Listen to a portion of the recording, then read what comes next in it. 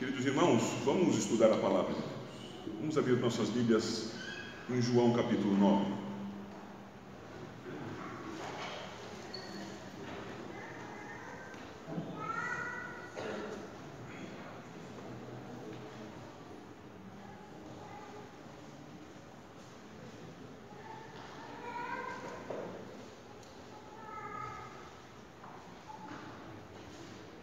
João capítulo 9, eu lerei os versos 1 a 7, depois saltarei do 35, lendo daí até o 41.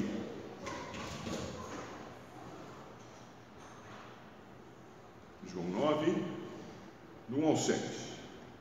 Caminhando Jesus, viu um homem cego de nascença. E os seus discípulos perguntaram: Mestre, quem pecou, este ou seus pais, para que nascesse cego? Respondeu Jesus: nem ele pecou, nem seus pais, mas foi para que se manifestem nele as obras de Deus. É necessário que façamos as obras daquele que me enviou enquanto é dia. A noite vem, quando ninguém pode trabalhar. Enquanto estou no mundo, sou a luz do mundo. Dito isso, cuspiu na terra, e tendo feito lodo com a saliva, aplicou-o aos olhos do cego, dizendo-lhe: vai, lava-te no tanque de Siloé, que quer dizer enviado. Ele foi, lavou-se e voltou vendo. Agora o verso 35.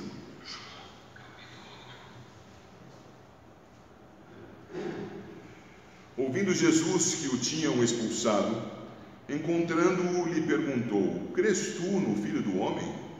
Ele respondeu e disse: quem é, Senhor, para que eu nele creia? E Jesus lhe disse: já o tens visto, e é o que fala contigo. Então afirmou ele: creio, Senhor, e o adorou. Prosseguiu Jesus: eu vim a este mundo para juízo, a fim de que os que não veem vejam, e os que veem se tornem cegos. Alguns dentre os fariseus que estavam perto dele perguntaram-lhe: acaso também nós somos cegos? Respondeu-lhe Jesus: se fosseis cegos, não teríeis pecado algum, mas porque agora dizeis, nós vemos, subsiste o vosso pecado. Este texto, meus queridos irmãos, Deus nos abençoe, nos capacite, não apenas à exposição, mas ao entendimento e a ter o coração de fato voltado ao Senhor, conforme o ensino desse texto, esse texto tão precioso. Eu vou seguir com vocês segundo o roteiro projetado.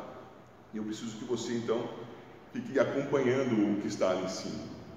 Eu começo verificando com vocês aquilo que vimos nos últimos dois encontros, nos nossos dois últimos cultos noturnos. Os caminhos da luz em João 8 e 9. Eu preciso que você dê uma olhada lá em João 8 e 9, começando pelo 8, evidentemente, e verifique que nós estudamos aqui algum tempo atrás sobre as coisas serem reveladas pela luz. E aquilo que é revelado pela luz mostra a sua sujeira, a sua podridão, salvo se estiver limpo. Entretanto, sabemos que o mundo não está assim, a começar pelo coração do homem. Nós temos então os efeitos dessa revelação que o Senhor Jesus faz por meio da luz que Ele traz ao mundo, se manifestando aqui inicialmente no capítulo 8, versos 1 a 11, quando vimos, como mostra a nossa letra B ali, restauração, a mulher adúltera que não foi condenada pelos homens que queriam que ela fosse apedrejada, na verdade queriam que Jesus se condenasse ao emitir um juízo precipitado. Ele, você se lembra, seguiu pela terceira via: nem apedreje, nem não apedreje, sim, aquele que não tiver pecado lance a primeira pedra. O Senhor Jesus então mostrou àquela mulher que se aqueles homens pecadores não podiam condená-la, Ele que podia, não a condenava, porque via nela algo muito significativo, que era o arrependimento, o constrangimento da exposição pública. E ele então diz a ela, como você pode ver em 8:11, eu também não te condeno, vai e não peques mais.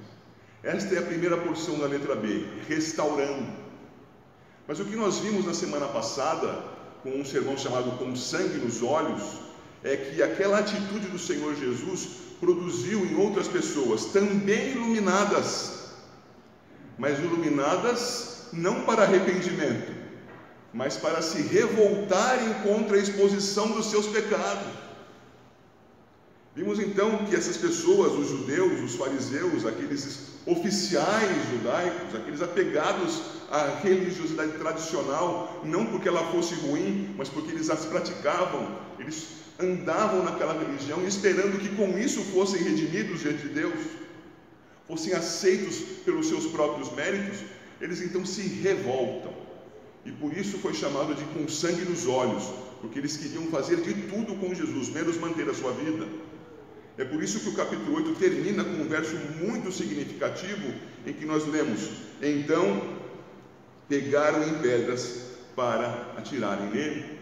É a mesma luz, irmãos, a mesma luz iluminando o mundo, revelando do mundo a sua sujeira e produzindo em alguns arrependimento para a vida, em outros uma revolta incontida.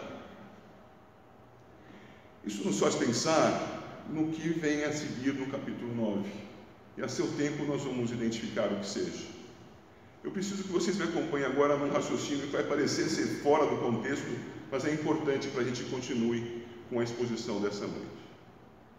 Quando a gente estuda alguma área médica, estudamos esta disciplina que está aí projetada no número 2, a semiologia.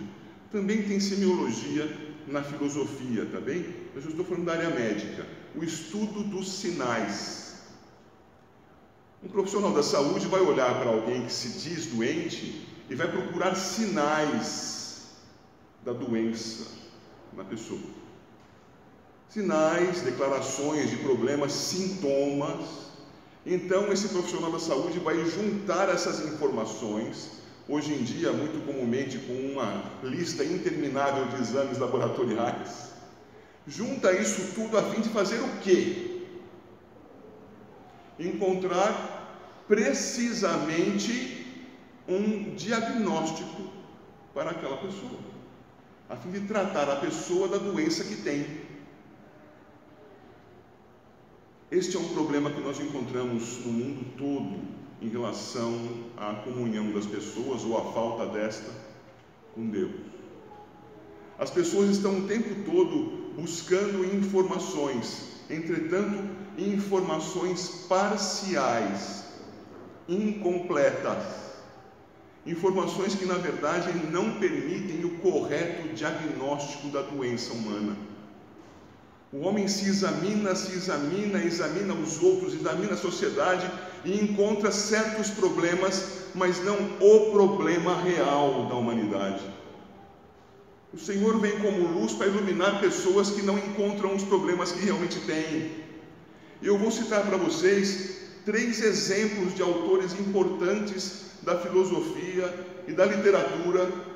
Eu gostaria que vocês me acompanhassem na observação, ainda que superficial, desses autores. Eu trago para vocês diagnósticos imprecisos destes 3 aí. Vocês já devem ter ouvido falar de Platão, grande filósofo, tão reconhecido pela filosofia até hoje, mesmo tendo vivido e escrito no século IV antes de Cristo. Você deve ter ouvido falar de um livro de Platão chamado A República. E na República, de um capítulo muito específico, em que ele trata de um tal de mito da caverna. É o 7º capítulo do livro. Ali, Platão tenta mostrar um diagnóstico da realidade humana. E para concluir, para ir até o ponto final do que Platão apresenta, o problema do ser humano seria a falta de conhecimento da realidade. Estão as pessoas dentro de uma caverna, ela é escura. Alguém passa com objetos diante de uma chama de fogo, de modo que, por causa da luz daquela chama, os objetos são refletidos na parede e fazem sombras na parede. E as pessoas que estão presas na caverna só podem ver as sombras. Escutam barulhos, mas são barulhos indefinidos. Nada é preciso dentro da caverna. E um dia alguém foge de lá. Foge e ao sair da caverna é ofuscado pela luz. Quando se acostuma com a luz, vê a grandeza da criação. E ao vê-la se impressiona e diz: o mundo não é aquilo que está na caverna. Há mais. Eu vou levar a notícia para dentro da caverna para informar os meus companheiros de prisão. Mas ele faz isso sob risco de morte, porque as pessoas dentro da caverna não acreditam que as coisas sejam diferentes do que elas cresceram aprendendo que seja. Platão entende que o problema do homem é conhecimento. E na medida em que ele cresce sem conhecimento, ele vai se tornando cada vez mais resistente ao conhecimento. Se o conhecimento for dado ao homem, ele então vai desabrochar, vai virar um verdadeiro, um roseiral.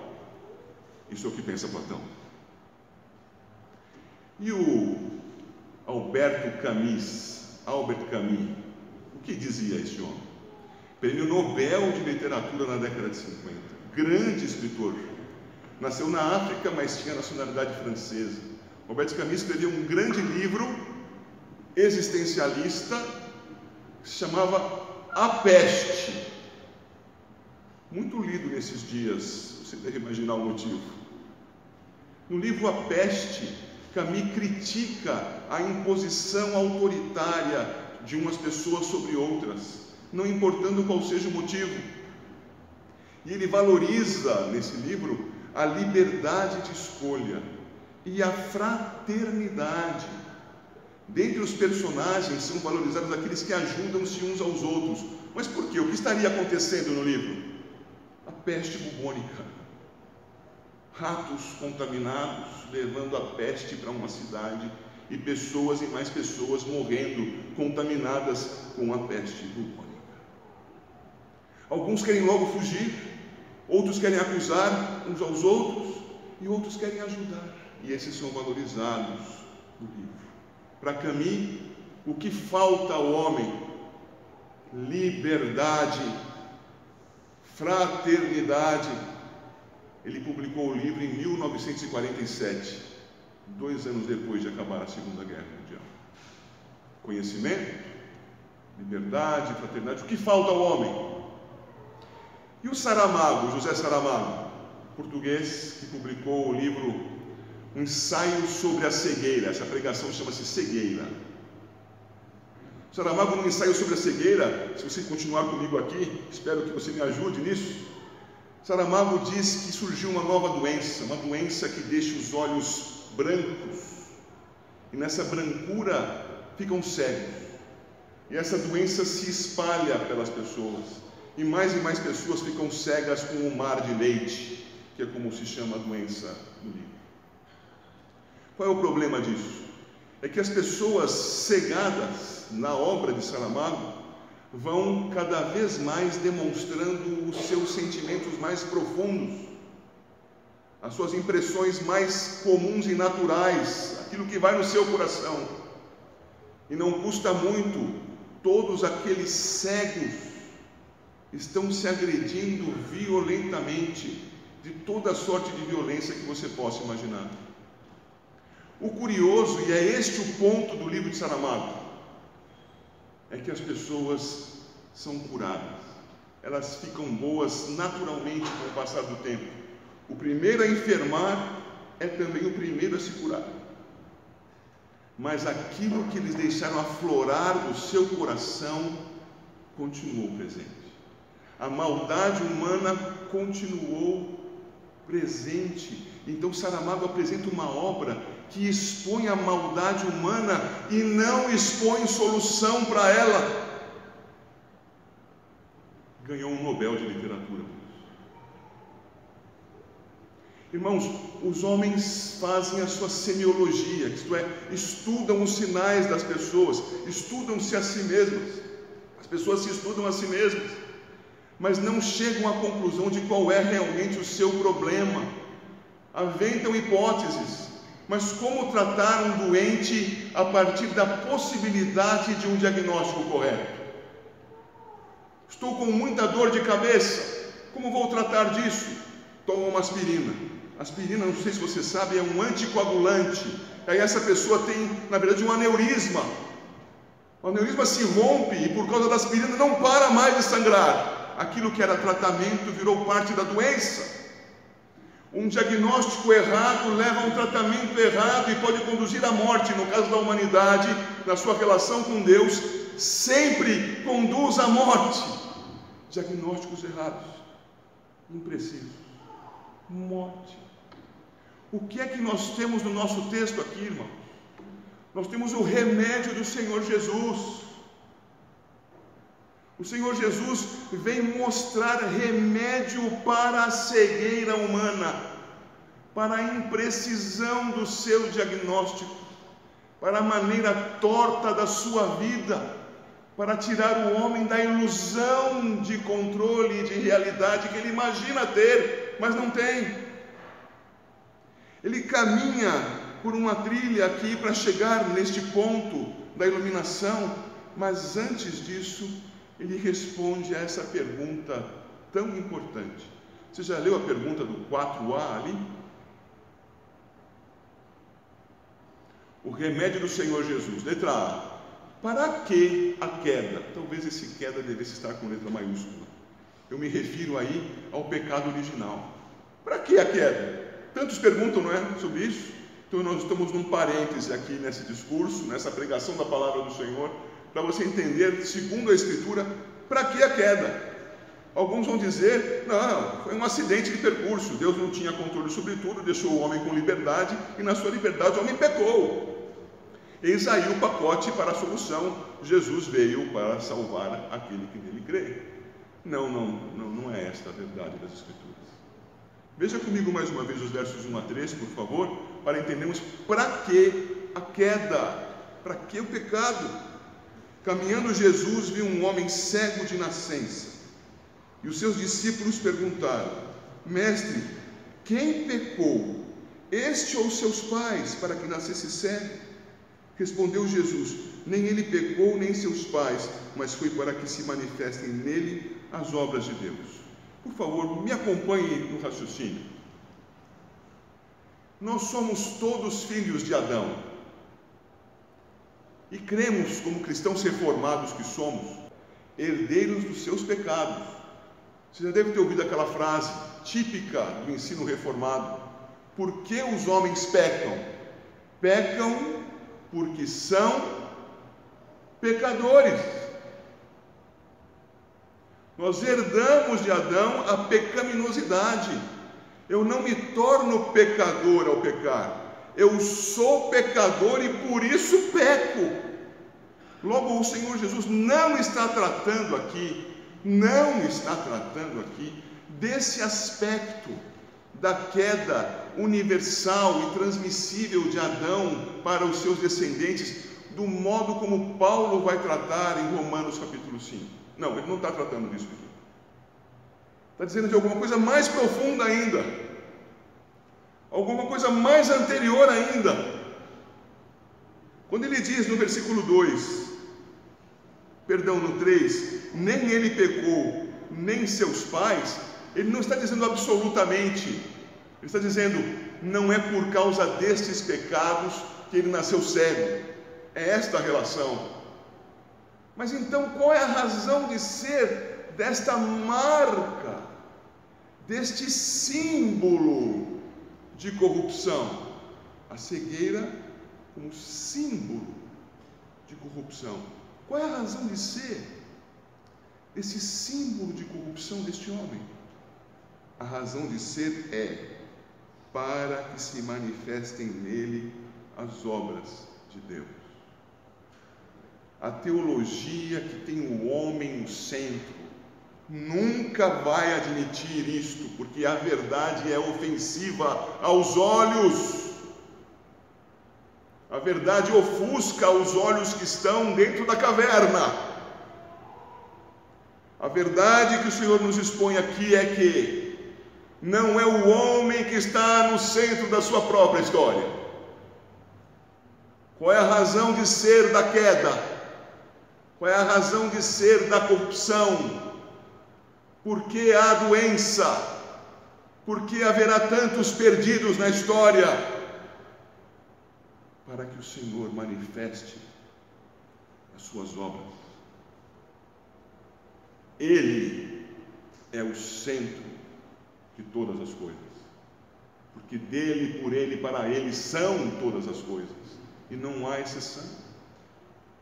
Quando o Senhor está dizendo sobre isso aqui, queridos irmãos, Ele está dizendo a nós que quando o Senhor manifesta as suas obras, Ele as faz tanto para redimir, quanto para condenar, porque em umas e em outras a sua luz é glorificada.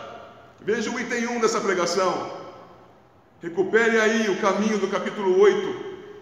Regeneração e revolta. Revolta daqueles que se perdem.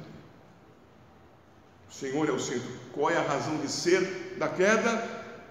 O Senhor manifestar as suas obras. O Senhor ser glorificado nas suas obras. Se você quiser, memorize ou anote aí na sua Bíblia, Romanos capítulo 9, a partir do versículo 20 e até o versículo 24 ao menos. Por que é que o Senhor fez pessoas para morrerem, para se perderem? Porque o Senhor quis mostrar a sua justiça em vasos criados para a ira. Por que é que o Senhor redime e treina alguns outros para manifestar a sua misericórdia? Porque Ele assim quis criar vasos para neles depositar a sua misericórdia. Quem está no centro das coisas? O Senhor. E se não for por meio do Senhor, o diagnóstico da realidade humana não será feito corretamente. Platão errou, Camus errou, Saramago errou, e todos os outros sem Cristo erraram. O texto segue e vai nos mostrar a obra de Deus para vencer as trevas. Você está em João, você pode ir até o capítulo 1, versículo 5, e vai ver ali que as trevas não resistem à luz. A luz é quem vence.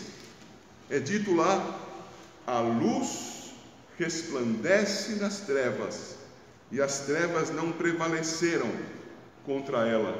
Não está dizendo aí que todas as trevas foram restauradas, está dizendo que todas as trevas foram iluminadas, e sob a luz, redenção de uns, juízo sobre outros. As obras de Deus em João capítulo 8, versículo 12, são manifestas. Após a restauração da mulher adúltera, ele diz, e lemos juntos isso na semana passada, eu sou a luz do mundo, quem me segue não andará nas trevas, pelo contrário, terá a luz da vida.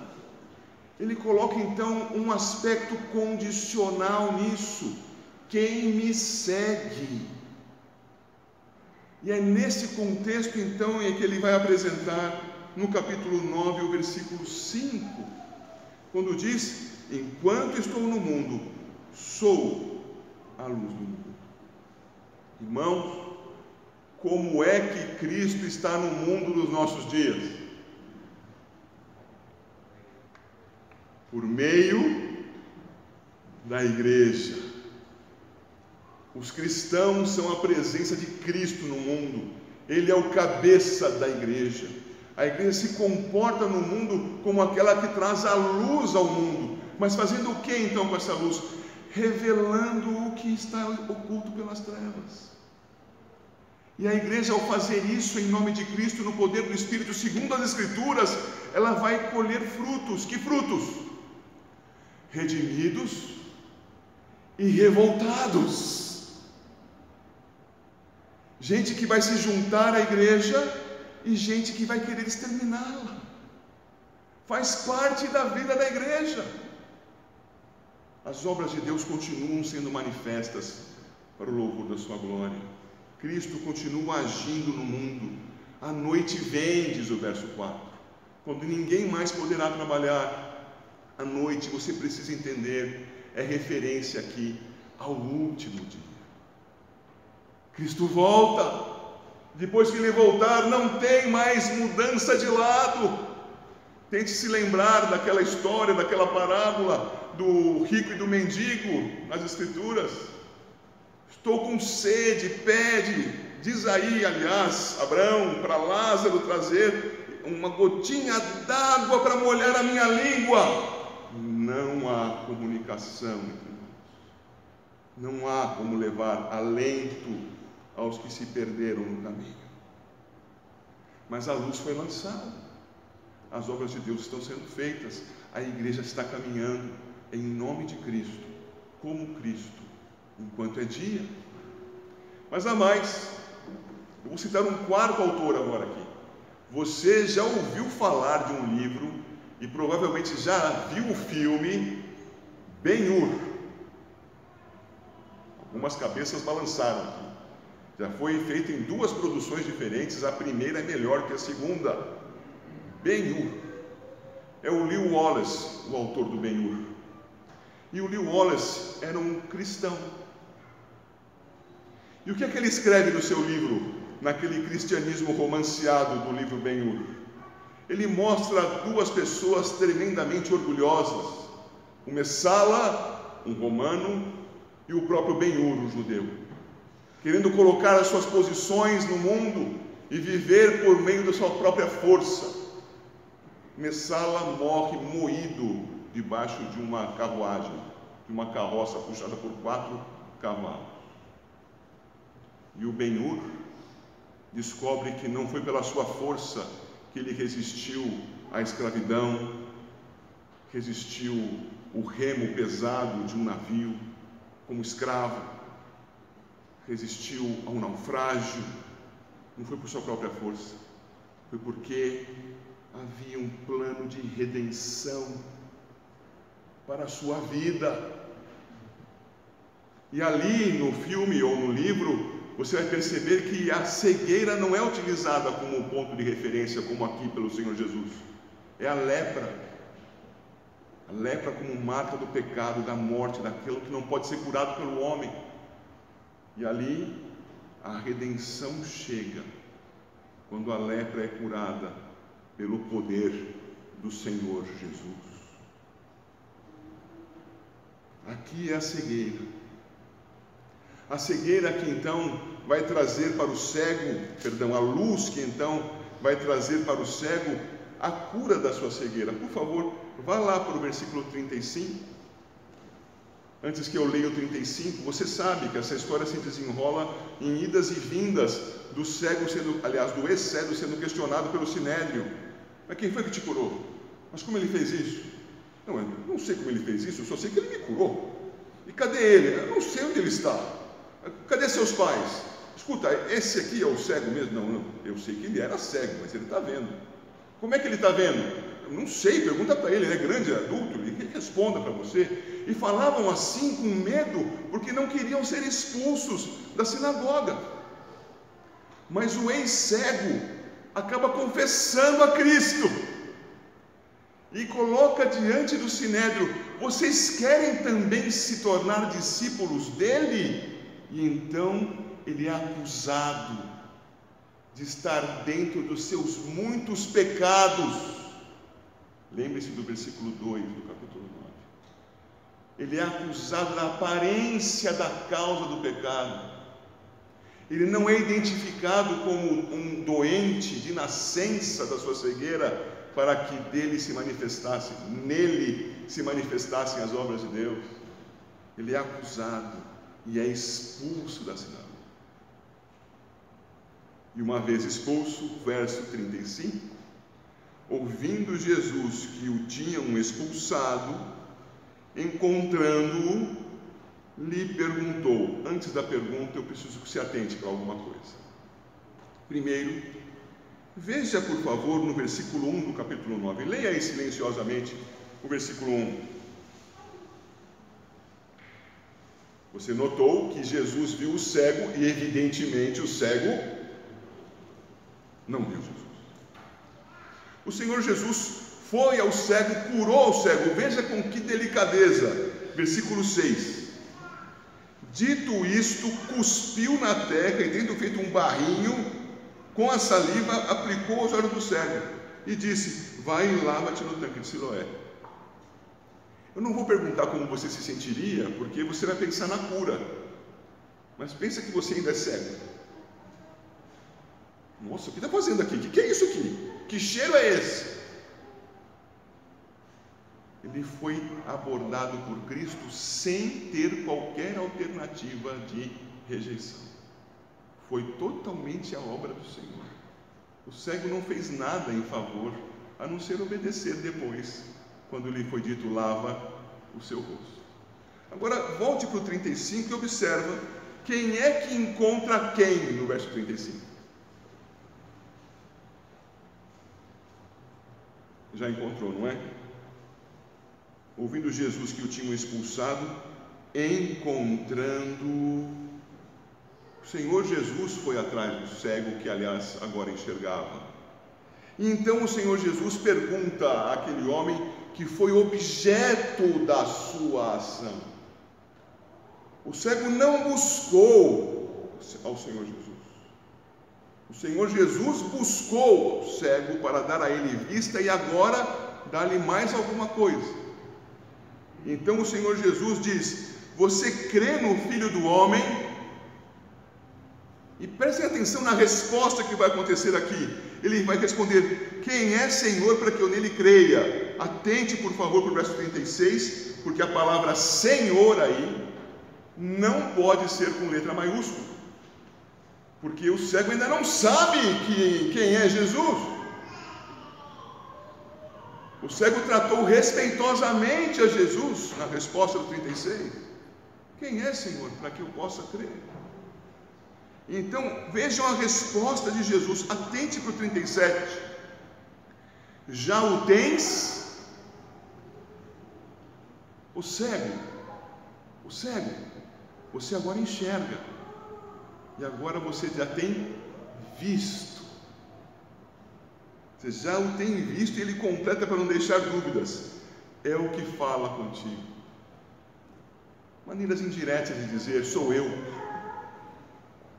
E então aquela pessoa que agora enxergava, uma vez tendo o seu diagnóstico corretamente aplicado, morte espiritual, cegueira espiritual, tratado corretamente, ele vê a Cristo, irmão. E vendo a Cristo, responde no 38: creio, Senhor. Esse Senhor é com S maiúsculo. Creio, Senhor. E o adorou. E não adianta a testemunha de Jeová dizer que isso aqui é alguma coisa do tipo de homenagem, porque não é homenagem, é adoração. Adorou o seu Redentor, a quem agora via e sabia: este é o Messias que veio transformar a minha vida, veio dar luz mais do que para os meus olhos, veio dar luz para a minha existência, fez o correto diagnóstico de mim. Não me faltava conhecimento, não me faltava liberdade, não faltava fraternidade, ou se tudo isso faltasse, não era isso que faria a diferença. Ele precisava de Cristo e agora tinha. Este é o ponto. Mas esse não é o último ponto, porque você pode ver ali na letra C, o segundo item, está escrito ali: visão, pecado e morte. Eu preciso que você vá pensando aí, pensando quanto você enxerga e por que você enxerga. Versículos 39 até o final, prosseguiu Jesus: eu vim a este mundo para juízo. Vejam que palavra importante: eu vim para este mundo para juízo. Vamos voltar para o 7:24. Não segundo a carne, não segundo a superfície, não de um modo impreciso, mas segundo a reta justiça. Eu vim a este mundo para juízo, correto, preciso, adequado, benéfico aos que vou restaurar.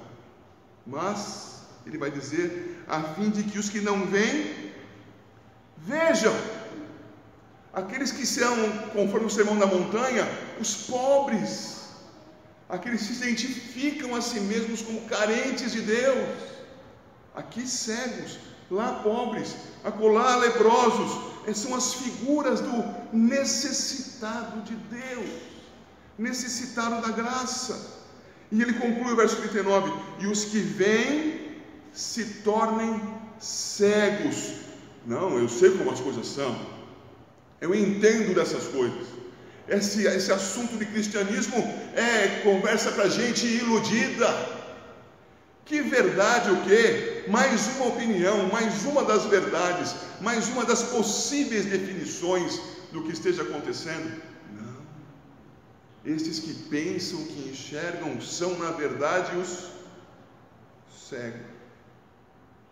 E é por isso que ele vai continuar, e nós vamos ter uma resposta à seguinte pergunta, dizendo os fariseus, ao final do 40, acaso também nós somos cegos?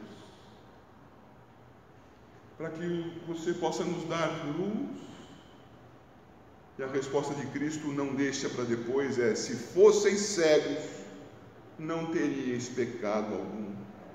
Mas porque agora dizeis, nós vemos, subsiste o vosso pecado. E então nós chegamos ao ponto final desta exposição. Como é que vai a sua vida, meu irmão, minha irmã? Por que é que você comparece num local como este? É porque você percebe que tem necessidade de Deus, de aprender de Deus, de seguir a Deus na mediação de Cristo? Julgue-se a si mesmo. Eu não estou aqui para julgar você.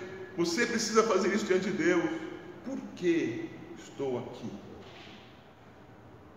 É claro, haverá pessoas aqui que ainda não têm maturidade para discernir essas coisas, mas predomina entre nós um público adulto. Por quê?